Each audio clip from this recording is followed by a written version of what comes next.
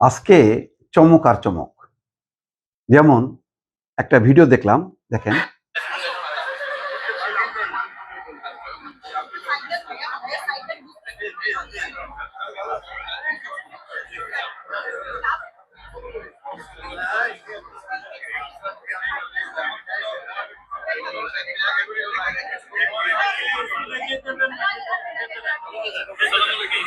এটা হচ্ছে ডক্টর মোহাম্মদ ইউনূসও এসছেন আজকে যমুনায় ঈদের শুভেচ্ছা বিনিময় করতে।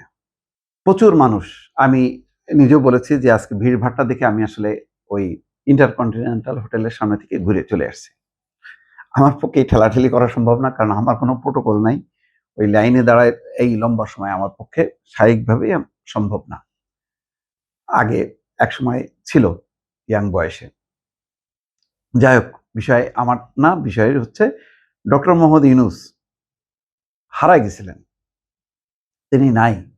ওই সংসদ অধিবেশনে দেখলাম, উদ্বোধনী অধিবেশনে, আর আজকে যমুনায় আসছে। ঈদগাহে থাকলে ভালো হতো, তাহলে একটা ভালো মিলন মেলা দেখতে পারতাম। কারণ সবচেয়ে খারাপ লেগেছে যে প্রেসিডেন্ট শাহাবুদ্দিন যখন বলছেন যে তাকে ঈদের নামাজ পড়তে পর্যন্ত ঈদগাহ ময়দানে আসতে দেওয়া হয়নি।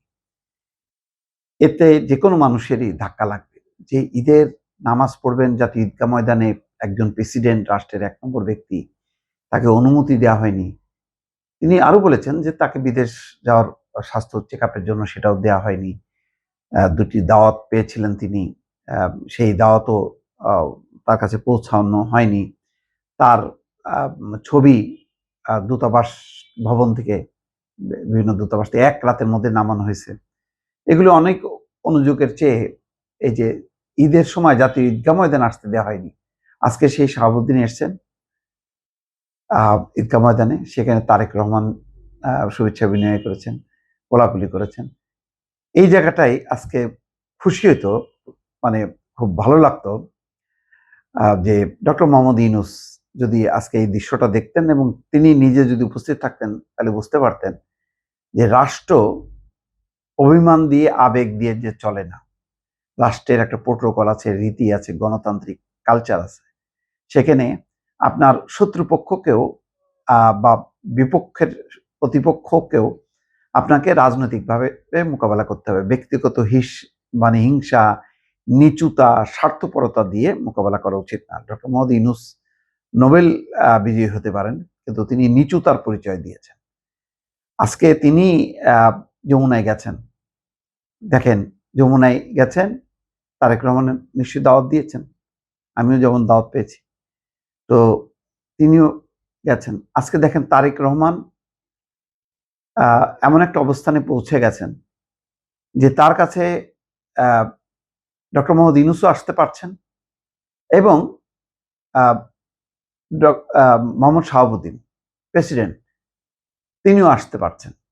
তিনি যেন একটা ঐক্যের প্রতীক হয়ে গেছেন। তিনি গণতান্ত্রিক একটা যে কালচার, সেই কালচারের একটা মধ্যমণিতে রূপান্তরিত হয়েছে। যে রাষ্ট্রের প্রোটোকল, শিষ্টাচার, সেই অনুযায়ী তারও অধিকার আছে, তিনি আসবেন। আবার ডক্টর মোহাম্মদ ইউনূস, সাবেক প্রধান উপদেষ্টা, তিনিও এসছেন। তাহলে সব মিলায়ে উপরে কার স্থান হলো? স্থান হলো তারেক রহমান। কারণ তারেক রহমানের কোনো শত্রু নেই। তারেক রহমান হচ্ছে ঐক্যের প্রতীক। ডক্টর মোহাম্মদ ইউনূস শত্রু ভেবেছিলেন শাহাবুদ্দিনকে।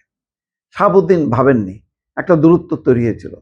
সেই দূরত্বকে, এই দূরত্বের মধ্যে তারেক রহমান কিন্তু কোনো পার্ট হননি, তিনি অংশ নেননি।